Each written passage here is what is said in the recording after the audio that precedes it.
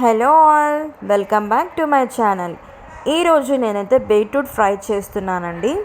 అది ఎలాగో చూద్దాం. ముందుగా ఒక 3-4 టేబుల్ స్పూన్ ఆఫ్ ఆయిల్ పోసుకొని దాంట్లో కొద్దిగా ఆవాలు, జీలకర్ర, దంచి వేసుకున్నటువంటి వెల్లుల్లి, 2 వట్టిమిరపకాయలు, కరివేపాకు, కొద్దిగా పచ్చెనగపప్పు వేసుకోవాలండి. తర్వాత ఈ బీట్రూట్ తీసుకెళ్ళి దాంట్లో వేయాలి.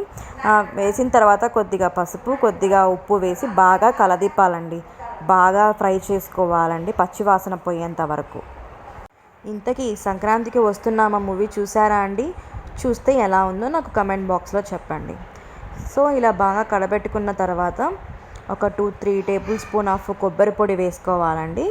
తర్వాత కొంచెం కారపొడి వేసుకొని మంచిగా ఫ్రై చేసుకోవాలండి. అంతే, మన బీట్రూట్ ఫ్రై రెడీ అయిపోయింది. అన్నంలో కూడా చాలా బాగుంటుందండి. మీకు కనుక నా ఛానల్ నచ్చినట్లయితే ప్లీజ్ సబ్స్క్రైబ్ చేసుకోండి. Thank you.